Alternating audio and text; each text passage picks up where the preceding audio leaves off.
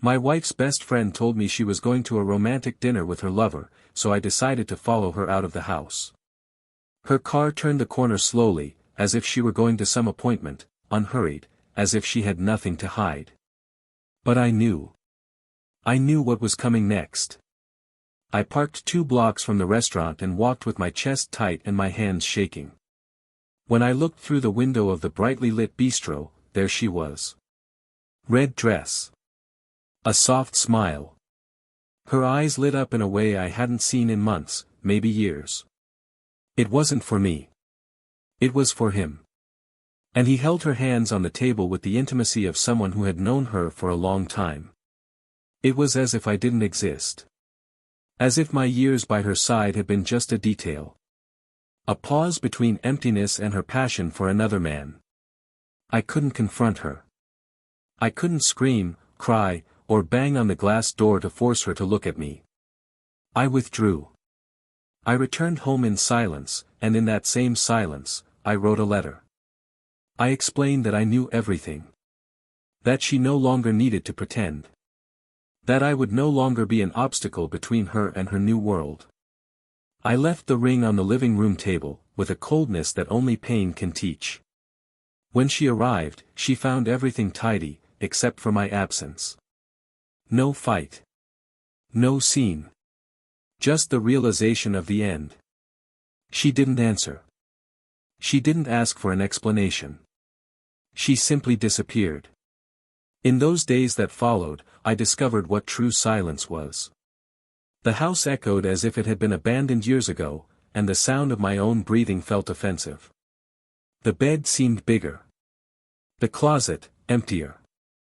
Every morning was the same, tasteless coffee, her absence permeating the house like an old perfume, hard to dispel. Little by little, I began to accept it. It was as if something had died inside me, and I needed to bury it without a wake. But I survived. It's curious how human beings have this almost cowardly ability to adapt to pain. I rebuilt myself. I met another woman. A sweet, present, sincere woman.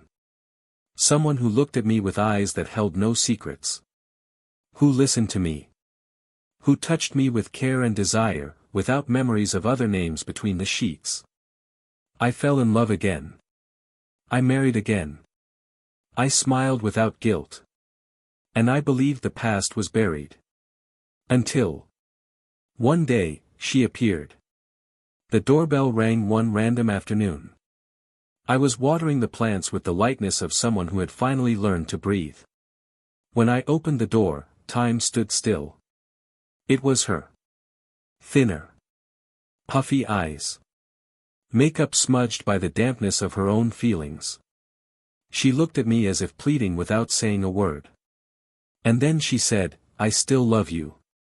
I made a mistake. I thought you were alive, but I died the day I read your letter. I thought it would be better this way, but you were the one I wanted to be with." I couldn't answer. The new woman in my life was upstairs, choosing frames for our wedding photos. I no longer felt anger. Just a curious emptiness.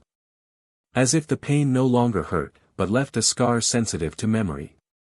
She went on to say she'd never had children. That she thought she'd have a life with the other man, but he left shortly after. She said she tried to start over. That she dated others. That she traveled. That she searched for some kind of replacement. But she couldn't find one. That every new scent reminded her of my perfume.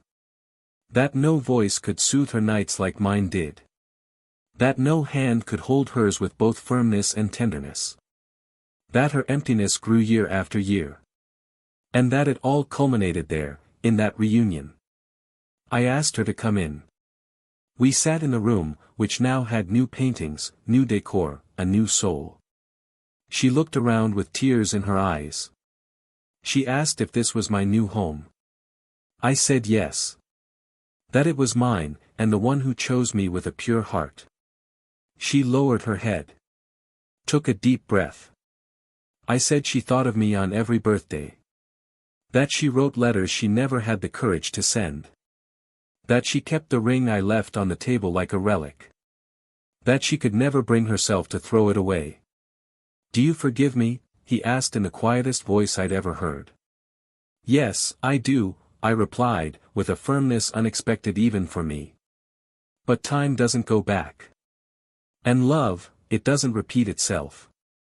It changes form. And today it's somewhere else." She cried. A cry of the soul.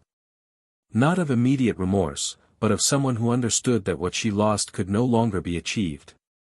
She said she now knew the value of what we had. That the silent Sundays, the late afternoon coffees, the touch on the shoulder before bed, all of this was love. And that she only realized it when it was too late. Before leaving, he handed me a letter. He asked me to read it when I was alone. I waited for nightfall. I opened the envelope. Inside was a single sentence: "You were my greatest fortune, and I threw you away like a mistake." But why did she only discover this so late? Why did someone who had everything choose nothing? What had she experienced in those years of silence that transformed her so much? And most importantly, what would I do now that she was there, asking for me, but with a new life already built by my side? This story isn't just about betrayal. It's about choices. About what we let die in the name of a fleeting passion. And what we do when we realize there's no resurrecting what we once buried with our own hands. What she lost can never be returned. But what she did can still forever change my life, and the lives of everyone around us. The burning question is, did she really lose everything, or is there still a chance for someone who cheated, repented, and finally understood what true love is? The answer is where you least expect it. Welcome to the channel. Here, we do not support and will never support any form of betrayal. The stories you will hear are fictional, but they carry deep truths about the real consequences of infidelity. Our goal is clear: show how betrayal destroys homes, hearts, and lives. Prepare yourself.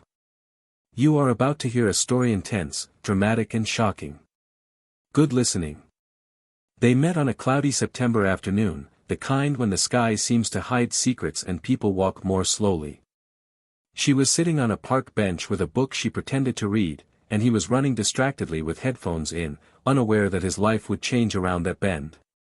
Their encounter was awkward, with apologies and shy laughter, but it was the beginning of something that, over time, would become a powerful bond.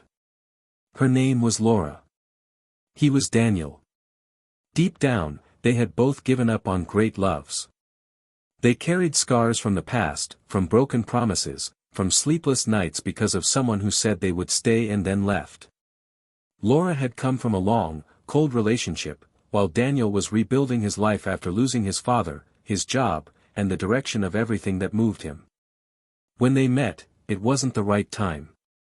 But somehow, they were the right people. As the days passed, their encounters became more frequent. First, the chance ones. Then the planned ones. The coffee shop near her work became a hub for quick coffees and lingering laughter. Sundays began to taste like pancakes and smell like clean sheets. The routine, which had previously weighed heavily on both of their shoulders, became lighter. There was something between them that couldn't be easily explained. It wasn't just their company, but the way they looked at each other in the silences. The way he held her hand when they crossed the street. Or how she knew exactly when he needed them to hug him without saying a single word. It was love, but it was also peace. Daniel was an architect. Passionate about straight lines, but full of emotional curves on the inside. He had a sensitivity few men possess and spoke about life with a care that made Laura feel seen. He wasn't a perfect man, but he was genuine. She, on the other hand, was a literature professor. She had a romantic soul and a practical courage, the kind that faces bank lines, difficult students, and emotional crises with equal steadfastness. She had a smile that opened slowly, as if testing the waters before surrendering, and eyes that seemed to hold an entire ocean of stories. When she decided to open her heart to Daniel, she did so with both feet, even though a part of her still carried the memory of old pains. Together, they began to build a new world. The marriage came naturally. There were no flashy proposals or surprises planned with hidden cameras. It was during a conversation on the couch, in the middle of an ordinary evening, that they decided to officially share their lives. The home they created was simple but full of soul. An apartment with stacks of books, crooked paintings that told stories, and smells that mingled between fresh coffee and orange cake in the late afternoons. The walls carried laughter, silly discussions about TV shows, and comfortable silences. They weren't a couple who posted declarations every day, but anyone who saw them together knew, there was truth there. Life, as usual, brought its demands. Daniel began to take on larger projects. Complex architecture, tight deadlines, increasing pressure. He began arriving home later, sleeping more tired, sharing fewer details of his day. Laura, on the other hand, continued with the same routine at school, the same students who grew year after year, the same pedagogical discussions. The difference was that she felt the house was emptier. She began to notice that dinners were now more silent. That he spoke less of what he felt and more of what he did. There was still love, of course, but it seemed they were both too busy to notice that something there required attention. Despite this, Laura tried to keep the flame of their connection alive. She wrote little notes, left flowers on the breakfast table, and prepared his favorite meals on weekends. Daniel, even without realizing it, reciprocated with gestures that seemed small to him, but still held dear. He called when he knew she was sad, left her coat on the car seat before cold classes, stroked her hair as she fell asleep. There were still deep bonds between them, still roots. But time, that silent thief, was already beginning to erode the edges of their affection without them noticing. Mutual friends noticed the lightness between them, but they also began to comment that they no longer smiled as much as before. Going out lessened. Evenings of wine and conversation turned into short dinners in silence or with the television as company. Intimacy persisted, but it was no longer spontaneous. Not for lack of desire, but for excessive fatigue. Adult life, with all its bills, responsibilities, and schedules, seemed to have hijacked the essence that had united them. And yet, even amidst the wear and tear, there was respect. There was affection. There was a history of complicity that held them both together. Laura, even feeling the emptiness growing, preferred to believe it was just a phase. Daniel, for his part, believed he needed to stabilize his career before allowing himself to breathe alongside her again. They had conversations about children. Not urgently, but with plans. They had chosen to wait a little longer. She said she wanted to finish her master's degree. He said he needed to complete a major project. They postponed, not out of fear, but out of lack of time. And time passed. Birthdays arrived, holiday parties repeated themselves, anniversaries were marked by forced smiles and well-chosen gifts, but without a sparkle in their eyes. Still, they weren't unhappy. They were just, numb. In survival mode. Like many couples who love each other but lose their intensity in the name of routine. Laura remained dedicated. She took care of the house, the details, the rituals they created together. Daniel, though more distant, still showed affection when he noticed her effort. Sometimes I'd come home with a bouquet of sunflowers, just because I knew she liked them. Other times, I'd write short but sweet messages, saying I was thinking of her. There was love, but the kind of love that hides behind haste. She, in turn, spent more time alone, but never considered giving up. She believed in rebuilding. She believed that the bad times would pass, like so many others they'd overcome together. And he, though absent, still saw her as the woman he planned to grow old with. Neither of them imagined, at that moment, how fragile the balance they lived in was. That all it took was one slip, one unresolved need, one thoughtless choice for the whole story to begin to silently crumble. And yet, at that point in their lives, they continued side by side. Perhaps not with the same intensity as at the beginning, but with a quiet loyalty that many mistake for stability. The walls of the house held memories that still echoed. Muffled laughter, impromptu dances in the kitchen, whispered promises in the dark. There was an entire world built between them. A world that, to anyone on the outside, seemed solid. But inside, there were already invisible cracks, the kind that only reveal themselves when it's too late to repair. And yet, their story lived on. Because love, even faltering, still pulsed. There was still something between them. A connection that endured, a hope that persisted. Nothing indicated that something serious was coming. No clear clues, no obvious signs. It was just another couple trying to survive their own emptiness, their unfulfilled expectations, their dreams that had changed shape over the years. But like every story that seems too peaceful, something, soon, would break the silence. Something that would change everything. Something that would bring to light truths they weren't ready to face. And that something was closer than they could ever imagine. Laura began to look at her own reflection with a certain strangeness in the mornings.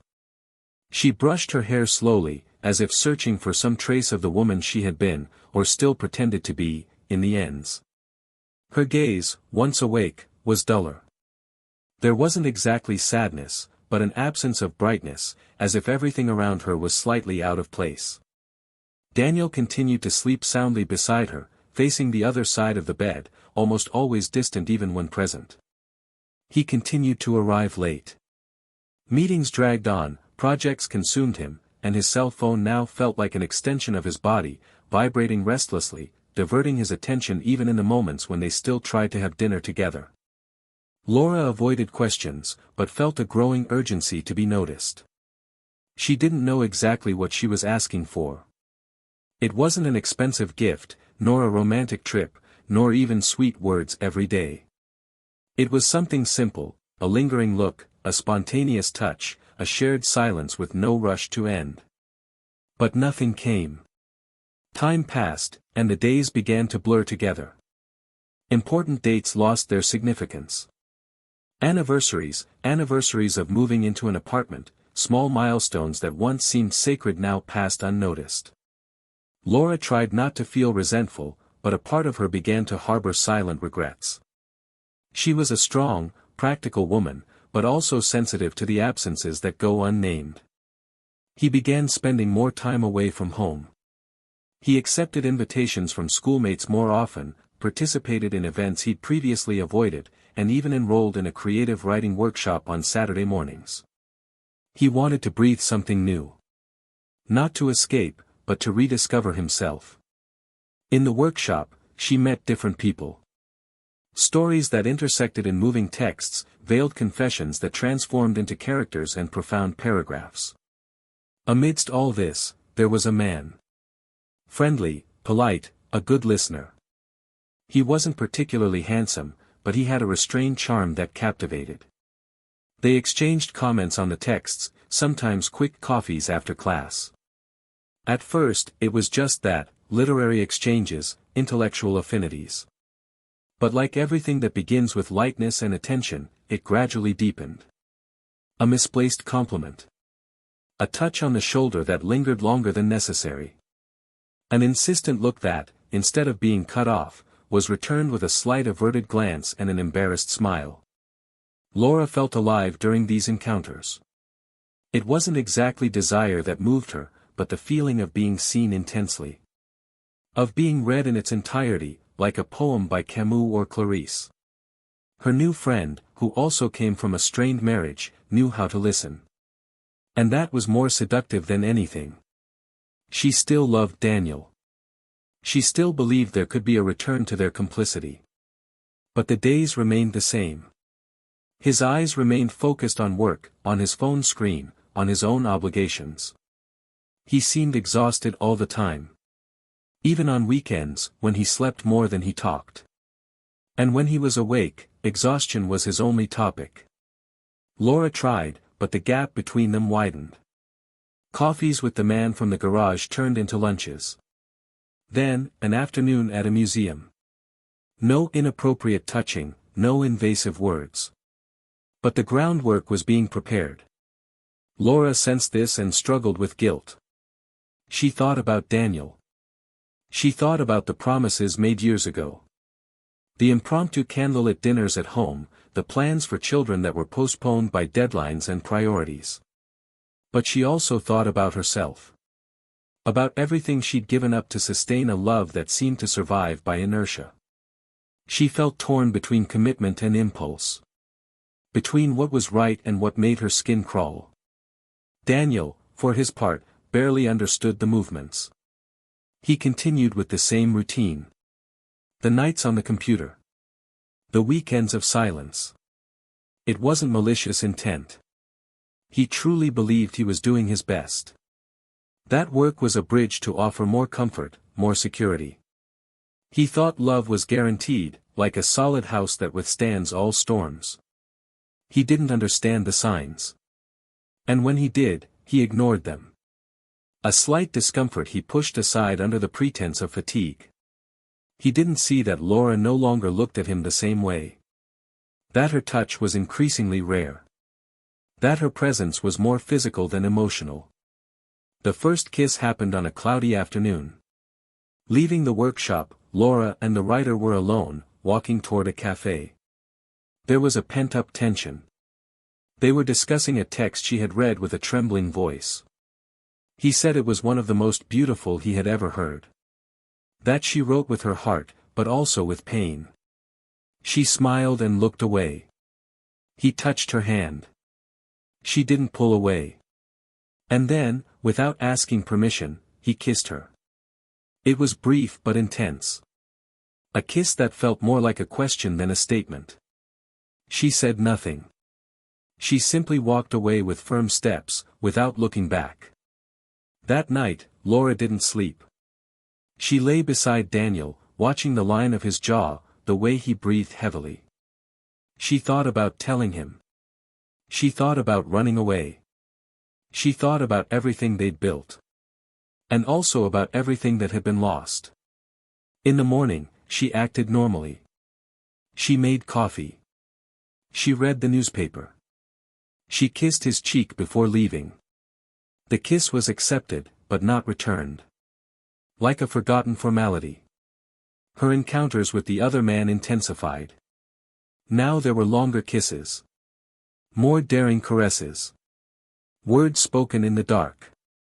She hadn't gone any further yet, but she was already too far. The line of fidelity had been crossed when she began hiding, lying, sharing feelings that had, until then, been solely Daniel's. The guilt grew, but it was mixed with a strange, almost adolescent pleasure. Laura felt desired, present, alive. Something she hadn't experienced in a long time. Then the day of the dinner arrived. He invited her to a discreet restaurant outside the city center. He said he wanted to see her calmly, to talk without rushing. Laura hesitated. She knew what it meant. She knew it was the point of no return. But she accepted. She told Daniel she would have a get-together with her schoolmates. He didn't question her. He wished her a good date absent-mindedly and returned to the computer screen.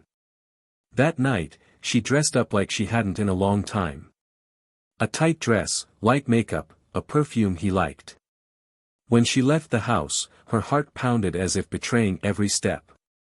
At the restaurant, he was already waiting for her. The table was reserved, with candles lit and a glass of wine waiting for her. They talked little. Laughed a lot. Touched each other more than before. Dinner was just a backdrop. What mattered was what would come next. Laura knew. And she couldn't resist. When they left, they didn't go back home. They went to a small hotel nearby, booked in advance. And there, between unfamiliar sheets, she stopped being just a wife. She became someone else's woman. Daniel was at home, finishing a report. Laura's friend, with whom she often shared confidences, had noticed Laura's recent strange behavior. She didn't say anything at first. But that night, by coincidence, she saw her entering the restaurant with the man from the garage. She froze. She called Daniel. Her voice was shaking. She said she didn't know how to tell him, but that Laura was with someone. At a romantic dinner. That he deserved to know. Daniel hung up without saying anything. He got up. Grabbed the car keys. And drove to the indicated location. He stopped at a distance. He got out and walked. When he saw the two of them laughing through the restaurant window, his entire body froze. It wasn't imagination. It wasn't doubt. It was fact. It was pain. It was brokenness. He saw the other man hold her hand, kiss her fingers with the ease of someone who had been doing this for ages. He saw Laura smile like she hadn't smiled at him in months. His heart sank. But he didn't come in. He didn't confront her. He just turned, got back in the car, and drove away. At home, he wrote a letter. Short. Hard. Sincere. He left the ring beside him. He packed a bag. And left. When Laura returned, she found the house silent. Strangely tidy. A strange scent of absence. She read the letter. She sat on the sofa.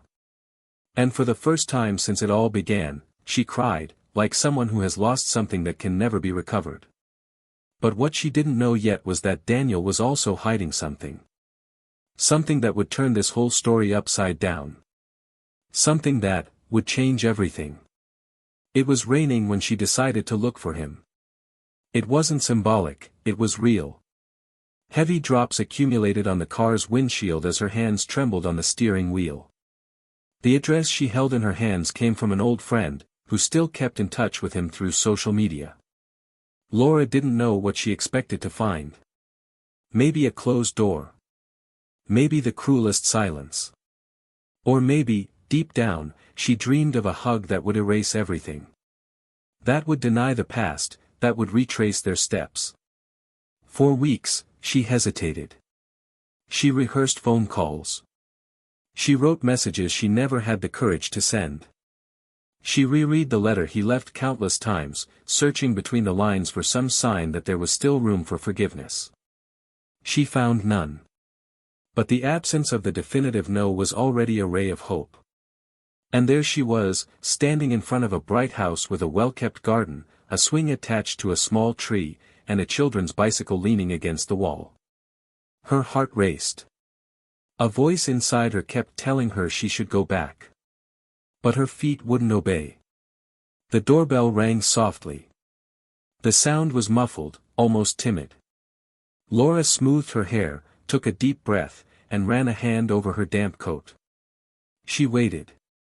Footsteps on the other side. When the door opened, she froze. He was there. Standing there. Wearing a simple t-shirt and a serene gaze. There was no surprise. There was no anger. Just a silence that said more than any shout. His eyes lingered on her face for a few seconds before moving slightly to the side, as if searching for someone behind her. She opened her mouth to say something, but couldn't say what.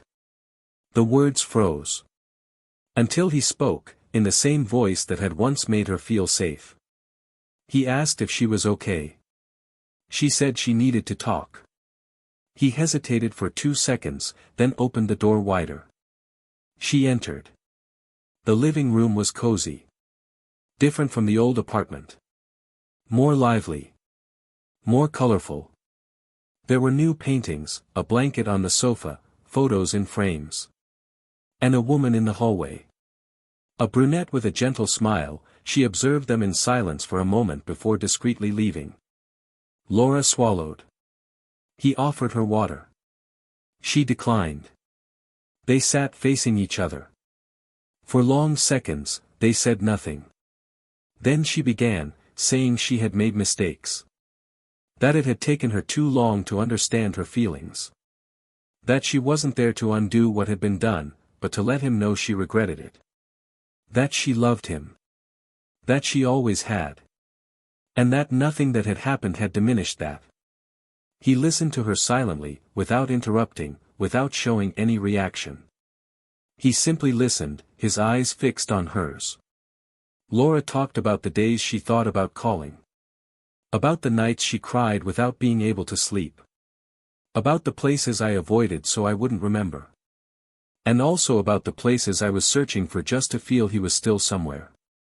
He said he held on to memories like someone holding on to parts of their own body.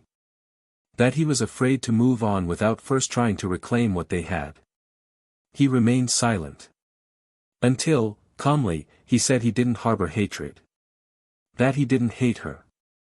That he'd gone through bad times, yes, but he also understood that sometimes people lose themselves. And sometimes, those losses are permanent. She asked if there was anyone. And he said yes.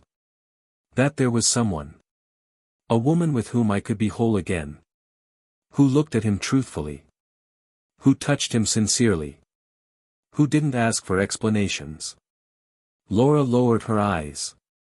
She said she understood. That she deserved it. But she still needed to say it all. She apologized for not fighting harder. For not walking away before destroying everything. For not talking to him when there was still time. She said that for years, she thought one day everything would return to normal. That he would return.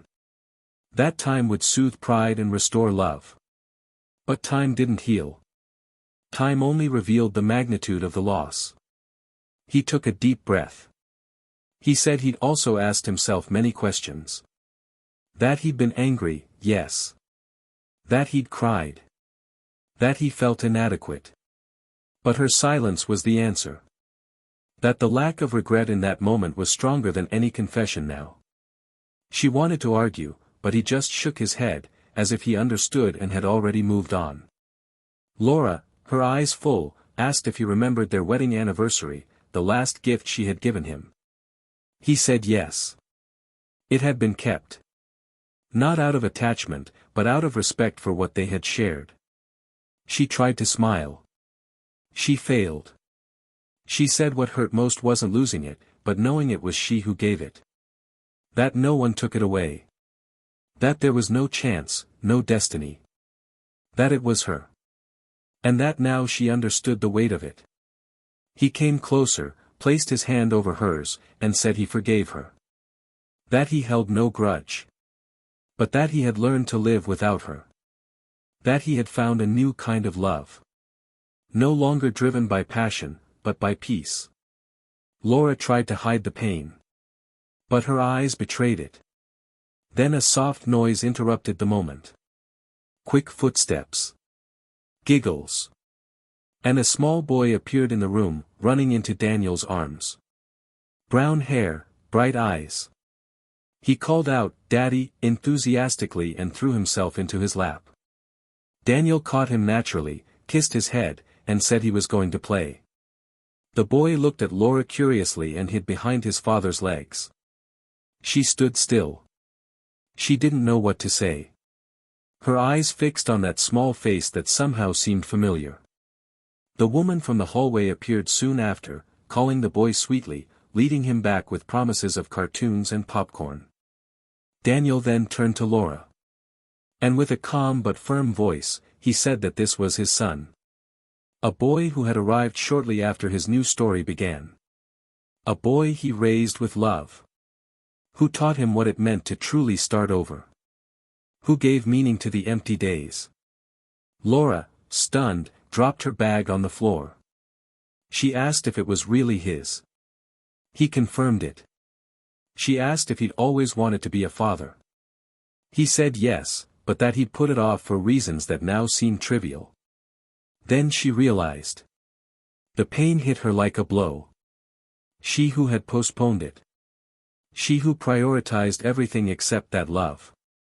She who had destroyed a home and now saw before her eyes the family that could have been hers. She tried to hold back the tears, but failed. She said she was happy for him, but her voice cracked. She tried to stand, but her legs felt weak. He came closer, gently took her arm, and helped her. He told her she was strong. That she deserved a new beginning. He hoped one day she would find what he had found. She simply nodded. She walked to the door, paused for a moment, and asked if he still thought about her. He smiled sadly. He said sometimes, yes.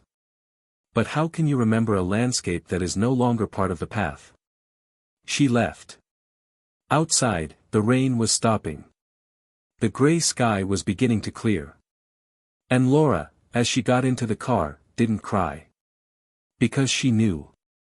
She knew that what she had lost was forever. And that time, that cruel judge, had judged her mistake with the most painful punishment, witnessing the happiness she herself had prevented from experiencing. What hurt wasn't the end.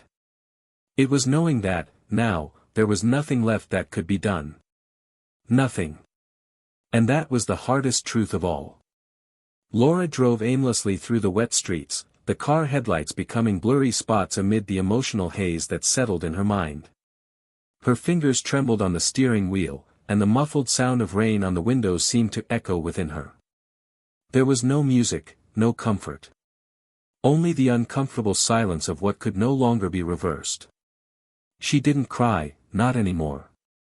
The tears came from within, heavy, dense, like something that settles in the chest and slowly crushes. The car drove through streets that seemed unrecognizable, though they were the same as always. It didn't matter where she went. No place seemed capable of sheltering her now. What hurt wasn't seeing Daniel with another woman, nor the boy running joyfully into her arms.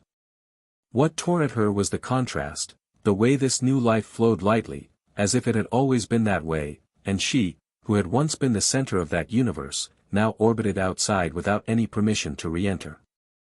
She parked in front of an old square, where she used to walk with Daniel on Sunday afternoons. There, they had once sat to plan the future, design their dream home, choose names that would never be used. The trees were still there. The wooden bench, worn by time, still held her memories. She sat there, alone, hugging her knees as if seeking protection. The cold night air bit her face, but it was the least of her worries. She thought about going home, but she no longer knew which house was hers. The apartment where I lived now seemed like a shelter, devoid of soul, of smell, of history. A place where she hid from the world. He stood and began walking. Each step felt like dragging along part of a past that refused to leave her. He passed shops they used to visit together. Cafeterias, bookstores, window displays where they shared opinions on objects they never bought. Now it all seemed like another time, a parallel existence. The next day, Laura didn't go to school. She called in sick. And it was true, just from a condition that didn't show up on tests. She spent the day in silence, staring at the ceiling, replaying every detail of that visit, every word spoken, every expression on his face. That calm, how could he be so at peace? How was it possible that the love they'd shared had been so drained? And try as she might, she couldn't hate him for it. Because deep down, Laura knew Daniel hadn't moved on out of revenge, nor on impulse. He'd allowed himself to rebuild because she'd left him no choice. That was the weight of it. There were no villains in this story, only the inevitable consequences of poor choices.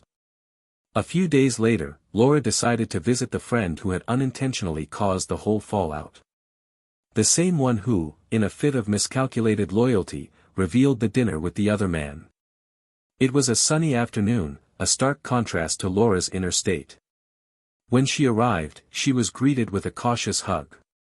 They sat on the porch with 2 cups of tea, and the initial silence was broken only when her friend said she didn't want to hurt her, but that if she saw it all again, she would do the same. That perhaps it hadn't been right, but that Daniel didn't deserve to live in ignorance. Laura listened silently. Then she said she wasn't there to blame, but to understand. That she needed to retrace her steps, to look honestly at where everything began to fall apart. She said she felt like she was out of her mind in the months leading up to the betrayal. That she had lost control, not out of malice, but out of disorientation. She said she never planned to fall in love with another man, that it all happened when she most needed attention, care, and comfort. Her friend listened to her without judgment, but with sad eyes. She said everyone makes mistakes, but some mistakes cost more. That betrayal is like cracked glass, it may seem like it won't break, but with the slightest impact, it shatters. Laura nodded. She knew there was no consolation for what she had done. Then her friend touched her hand and said something that echoed for days: maybe you need to forgive yourself first before you can truly expect him to forgive you. In the days that followed, she tried to return to her routine. But her routine was now made of memories. Every step was a reminder of what she had lost. Even the school, once her refuge, now felt like a distant landscape. Her attention slipped during class. The students' words seemed to come from a place too far away for her to reach. One afternoon, as she was leaving the teacher's lounge, she was approached by a man, a father of a student, with whom she had exchanged brief conversations before. He greeted her with a simple smile and asked if she was okay. She responded with a shy wave, but he insisted on inviting her for coffee. She politely declined. She wasn't ready yet. Not for this. That same night, alone, Laura began writing. Not workshop texts. But letters. Letters to Daniel that would never be sent. In them, she told him everything she'd never had the courage to say. She spoke of her fears, her frustrations, the pressures that led her to seek outside herself what she herself had failed to offer. She spoke of her guilt, but also of her longing. She wrote as if bleeding on paper, tearing away layers of herself she hadn't even known existed. And the more I wrote, the more I understood. The more clearly I saw that the mistake hadn't been just the betrayal itself, but the sum of small, silent withdrawals over the years. The time you stopped looking into someone's eyes, the day you decided not to ask anymore, the minute stolen to avoid difficult conversations. Until one day, an envelope arrived at her door. There was no return address. Just her name, written in a handwriting she knew well. It was Daniel's. Inside was a single sheet of paper. Not a letter, but a note. In it, he said he had kept everything. That even though he no longer loved her the same way, he hadn't forgotten what they'd shared. And that he wanted her to meet his son. Not to open a door that was already closed, but so she could understand the kind of love that never disappears, even after it ends. It took her days to respond. When she did, she accepted. She went to the same address on a bright Saturday morning. This time, Daniel's new wife greeted her with a kind and genuine smile. She led her to the garden, where the boy was playing with toy cars. When he saw Laura, he was shy, but soon smiled when he saw the gift she had brought, an illustrated children's book with adventures on the high seas. He came over, sat beside her, and asked if she could read like her father. Laura laughed for the first time in days. She began to read. Daniel watched from a distance, leaning against the door, his arms crossed. His wife joined him. There was no jealousy, no insecurity. Just understanding. After a while, they all sat together on the porch. They talked about simple things, movies, books, childhood. Daniel thanked her for coming. He said he wanted his son to grow up knowing the nuances of life. To know that people make mistakes, but they also learn.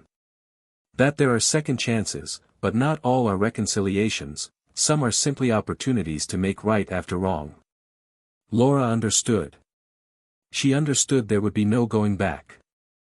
But she also understood that she no longer needed to run away from herself. That Daniel's forgiveness didn't mean a new story between them, but a dignified closure to the previous one. That day, as she walked back to her car, the sky was clear. And inside her, there was a new kind of peace. Not the euphoria of a romantic fresh start, but the relief of a cycle truly ended. The past would still be there, in the scars, in the old photos, in the unsent letters. But now, finally, she could write a new page. And perhaps, one day, even love again, not out of necessity, but by choice. By merit. Because now, more than ever, she knew the value of true love. And she would never forget the price of having lost it. That afternoon, as she left the house she once imagined would be hers forever, Laura carried a strange calm, like someone carrying a cracked vase with their bare hands, feeling the fragility, but also the lightness of what no longer has the weight to fall.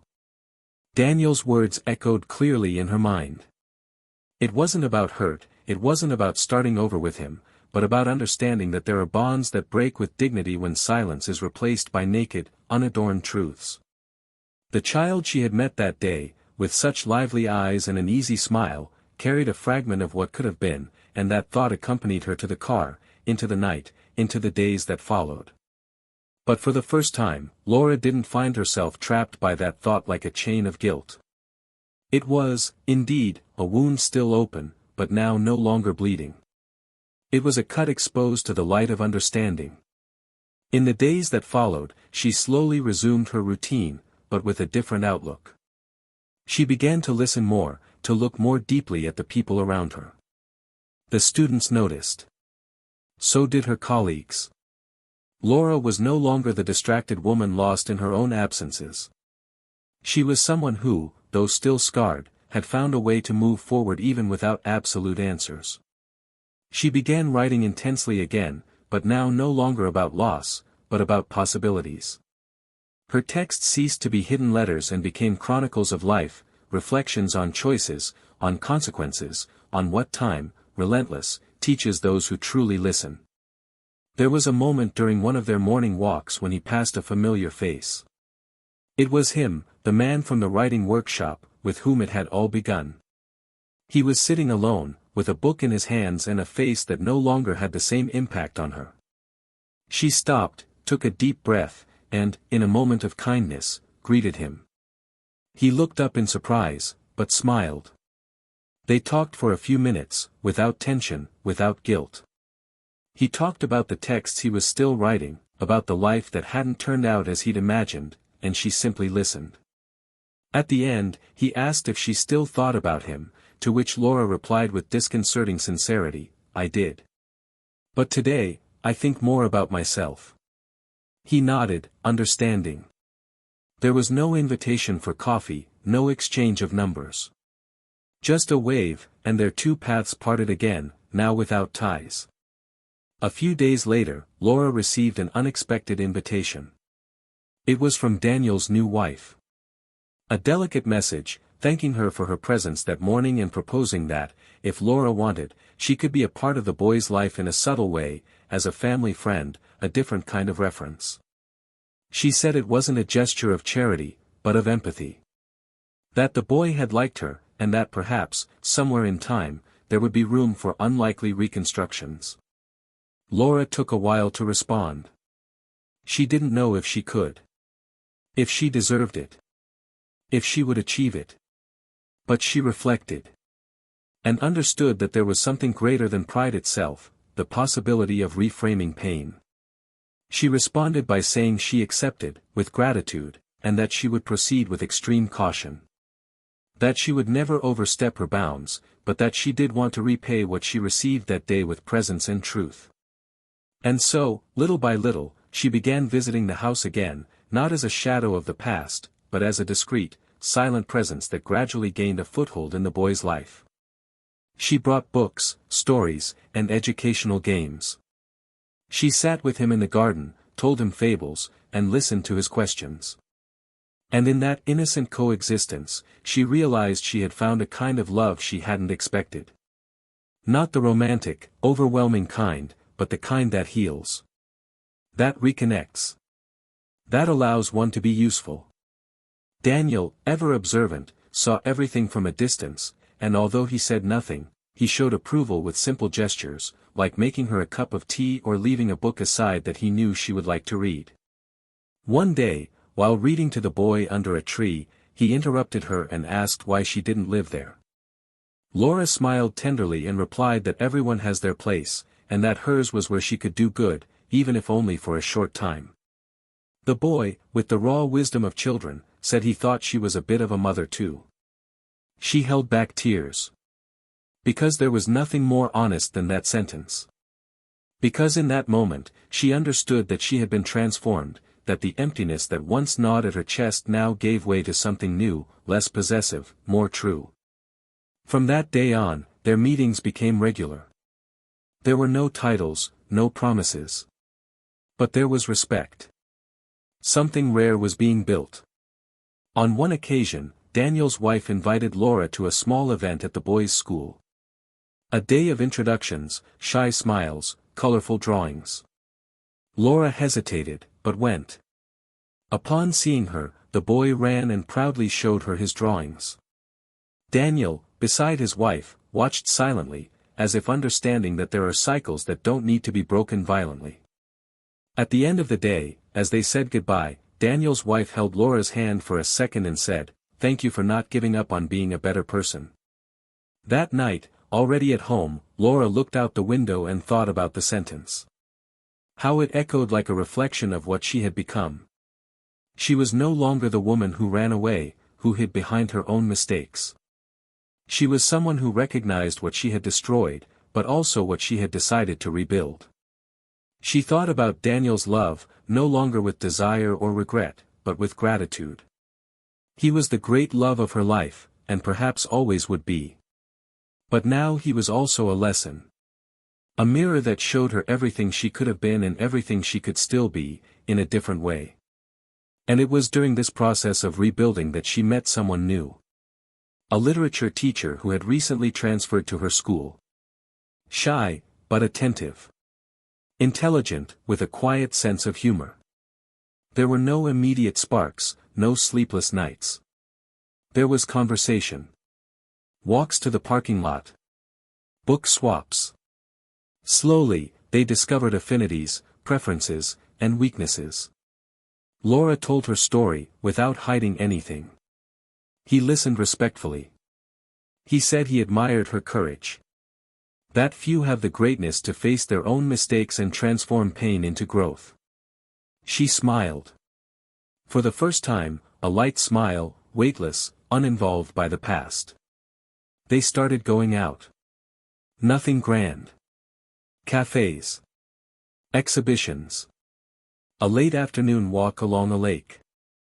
And there, Laura understood that true love doesn't have to be a storm. It can be a breeze. It can be a hand that holds hers without suffocating. A gaze that doesn't seek to fill, but to accompany. A silence that embraces. And it was like that, slowly and organically, that she allowed herself to love again. But there was still a conversation to be had. One she'd put off for months. One that couldn't be avoided, with Daniel. One cold afternoon, she invited him to talk, just the two of them. They sat on a bench in the same square where they'd been before, but now as two adults who finally saw each other without walls. Laura thanked him. For everything. For loving her, for letting her go, for forgiving her. She said she understood every choice he made. That she would never demand anything. But she wanted him to know she was moving on. And that part of it was only possible because he didn't condemn her, but set her free. Daniel listened, with the same respectful silence as always. He said he was happy for her. That he wanted nothing less. And that, in the end, everything had followed its necessary course. That what matters isn't how a story begins, or even how it ends, but what you learn from it. That life is made of encounters, yes, but also of goodbyes. And that some of these goodbyes prepare us for what truly matters. In that moment, neither of them cried. Because there was no more pain, only acceptance. Laura stood, straightened her coat, and said she now felt ready. That she was no longer afraid of making mistakes, because she had learned to acknowledge them and, more than that, to transform them. Daniel smiled, and with one last gesture, extended his hand. A firm, lingering squeeze. A silent pact of respect and peace. And as she walked away, she knew, with a certainty beyond words, that she had found herself again. Not as before, but better. More whole. Stronger. And, above all, freer. Because sometimes, losing the love of your life isn't the end. It's just the beginning of a new way of loving, yourself, life, and what's yet to come. Laura began to allow herself new discoveries, but with one foot still rooted in the introspection that experience had left. She was no longer the woman who made impulsive decisions or ran away from herself. She was a woman who now understood that every bond, before being shared, must be acknowledged and built within herself. With Gabriel, the literature professor, everything was different. There were no demands, no emotional urgency, no games of insecurity. There was presence. He listened to her silences attentively and respected the time she still needed. She often lost herself observing him, not for his aesthetic charm, but for the way he faced the world, calmly, with chosen words, with sincere gestures. One night, while walking along the shore, they sat on the wall facing the sea, and he asked her bluntly if she still loved Daniel. The cold wind blew between them, but what truly pierced them was the honesty of the moment. Laura took a deep breath, looked out at the dark sea, and replied with the frankness of someone who no longer had anything to hide, "I loved you. With everything I had. But love that isn't cared for fades. Today, what I feel is respect, gratitude, and a longing that no longer hurts." Gabriel simply nodded, lightly touched her hand, and said nothing more. And that was enough. Sometimes, silence is the most powerful form of acceptance. Over the following months, Laura embraced the lightness of this new phase with the seriousness that only those who have suffered deeply can sustain. She returned to old habits with fresh eyes. She returned to teaching with passion, but now made room for more conversations with her students, listening to their stories and encouraging them to write about their feelings. She started a small book club at the school and invited Gabriel to co-chair it with her. Their relationship, already steeped in admiration, became increasingly rich with subtleties, small exchanges that wove a kind of quiet, rare intimacy, built far from the din of superficial passions. And it was in this calm and authentic environment that Laura began to rediscover a version of herself she hadn't even known was alive. One afternoon, after a literary gathering, Laura was surprised by an unexpected request from Gabriel. He wanted to introduce her to his teenage daughter, who lived in another city and was coming to visit. Laura felt her stomach churn. Not out of fear, but because she knew the weight of being introduced to a new family, especially when she was still figuring out her place in the world. Gabriel, noticing her hesitation, said with his usual calm, "There's no rush. I just wanted you to know that she's part of who I am." And that touched her deeply. The way he integrated their worlds without demanding anything from her made her feel something she hadn't felt in a long time: trust. Meanwhile, her relationship with the boy, Daniel, and his wife's son, was also taking on a different tone. He was already waiting for her happily, always asking what story she would bring next or what game they would play together. One afternoon, at the end of the reading, he asked if he could call her Aunt Laura. She smiled and said yes, trying to contain the whirlwind the word provoked. It wasn't just a childish title, it was an acknowledgement. It was a new role she never imagined she'd occupy, but one she now embraced with sincere affection. That same day, Daniel, walking her to the door, said matter-of-factly, "He admires you. And that's saying something." Laura thanked him with a look, without needing words. Between them, it was no longer necessary to name their feelings. The past had taught her that the essential isn't always said, sometimes, it's just lived. Gabriel's daughter arrived on a rainy weekend. Laura was invited to a simple dinner, just the three of them. The girl, with her sharp eyes and slightly defensive posture, analyzed every gesture of her father and the new woman who now accompanied him. At first, silence prevailed. But Laura, with her ability to listen and perceive beyond words, led the evening carefully, respecting the pauses, asking subtle questions, without intruding, without trying to please. And it was thus, little by little, that she gained the girl's trust, who by the end of the dinner was smiling lightly. When they said goodbye, as Gabriel walked her to the car, he hugged her more firmly than usual and whispered, "You have no idea how much this means to me." Laura didn't respond immediately, but that moment left a trail of warmth in her that stayed with her throughout the evening. The seasons changed. The cold was replaced by a warm breeze, and the days began to have a different rhythm. Laura, for the first time in years, felt part of something that demanded nothing but truth from her. One Sunday, while having coffee with Gabriel at an outdoor book fair, she looked around and suddenly had a thought that made her smile inside. She didn't need anything else. And yet, I felt like everything was still to come. Gabriel was talking about an author he admired, and Laura listened attentively, but her mind wandered between the present and the memory of the journey she had taken to get there. It was as if she had finally weathered the storm and could now taste the clean water after the downpour. Shortly thereafter, while visiting the boy, she was surprised by a request from Daniel's wife. She wanted to talk. The two sat in the garden while the boy played with his colorful blocks. There was a different air about the woman, somewhere between firmness and vulnerability.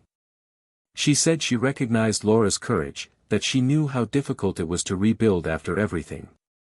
That, however much hurt there had been at first, today she deeply respected her.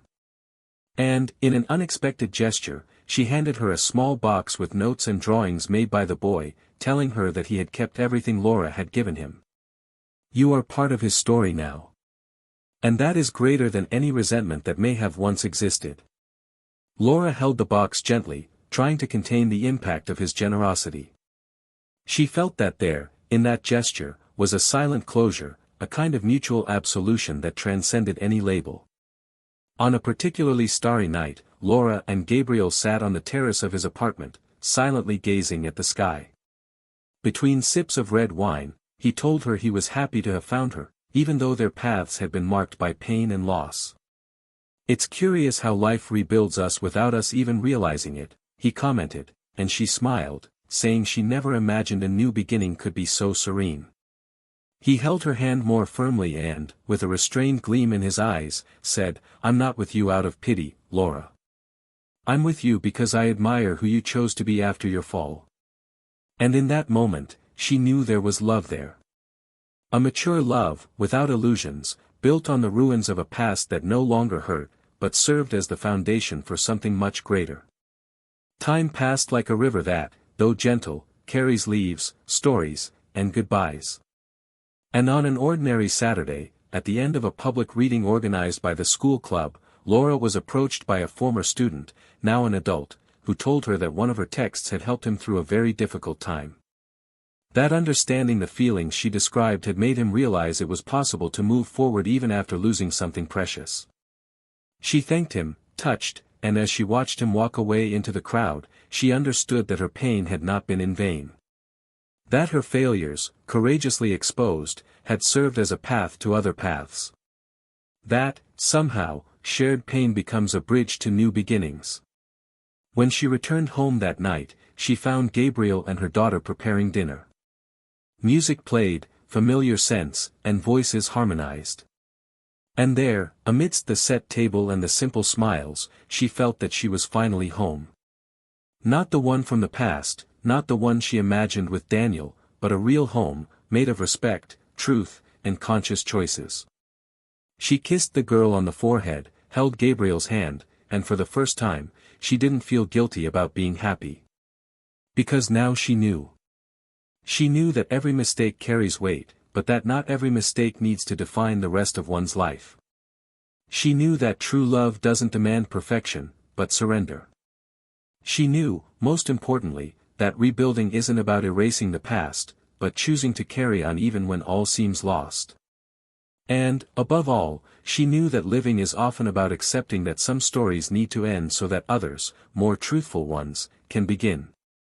The night that would mark the end of a cycle came without announcement, without preparation, as definitive moments often do. Laura walked beside Gabriel down a quiet street, returning from a literary lecture where they had both been invited to speak about how literature can be a bridge between pain and new beginnings.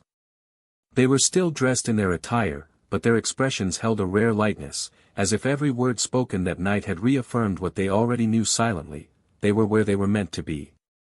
Gabriel stopped suddenly in front of an old bookstore they both loved, still open, illuminated by yellow lights that gave the place a timeless feel.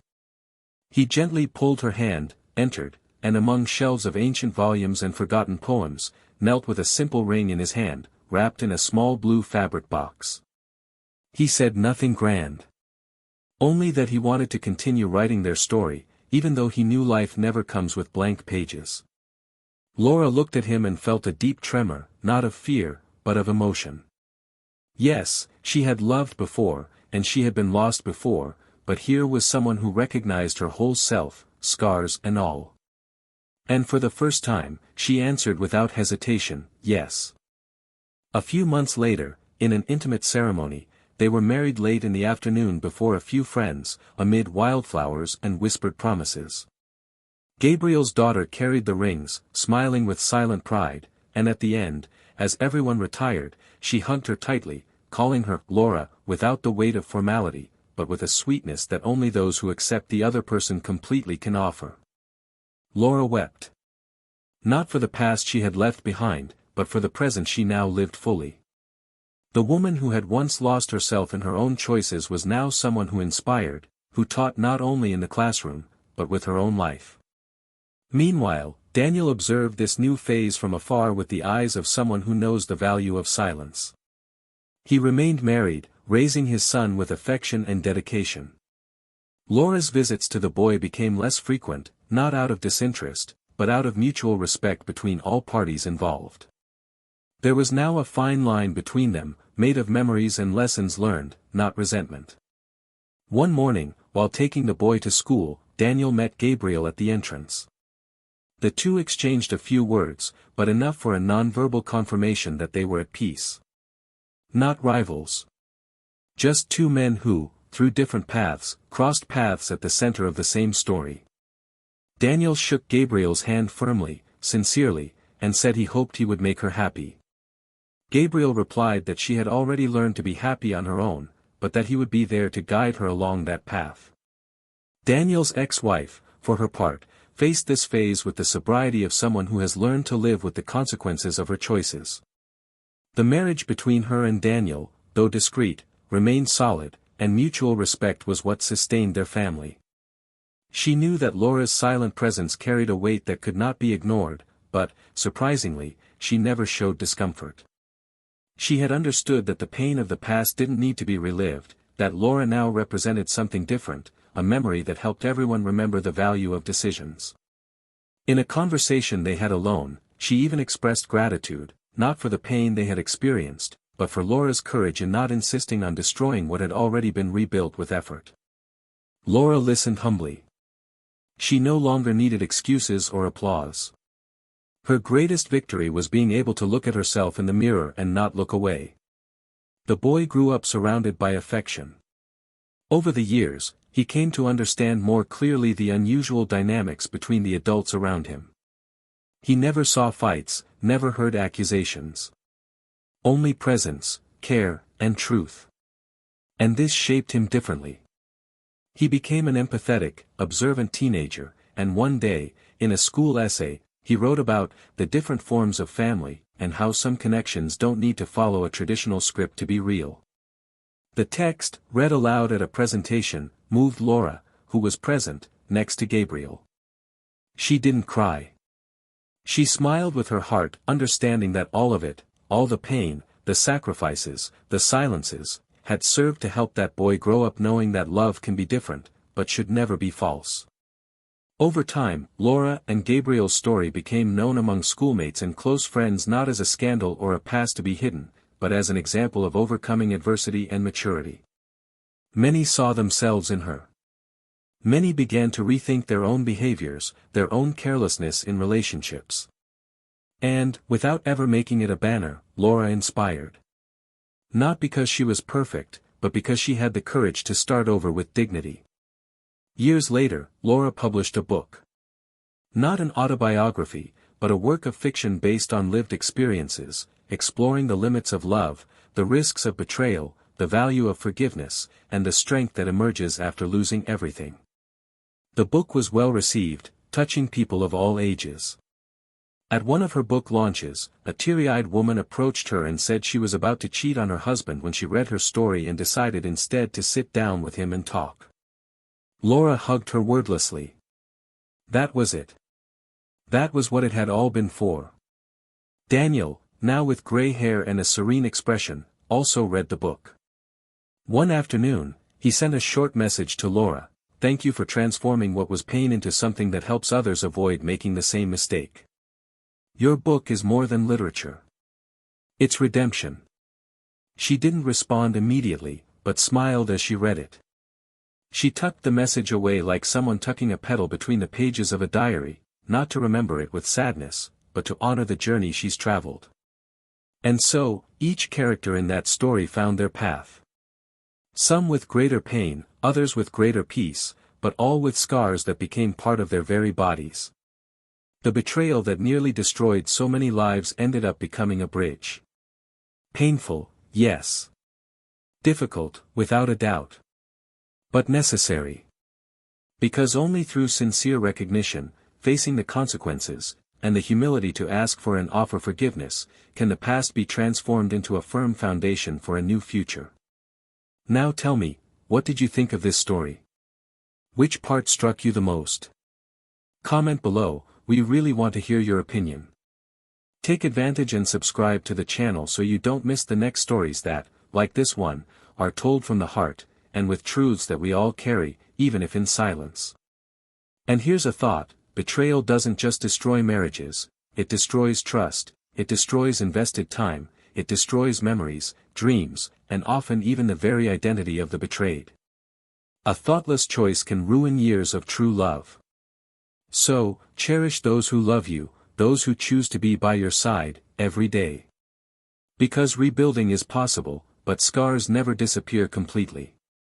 This channel does not support any kind of betrayal. Here, our stories are a reflection of reality, reminding us that loving faithfully is still, and always will be, the most beautiful path.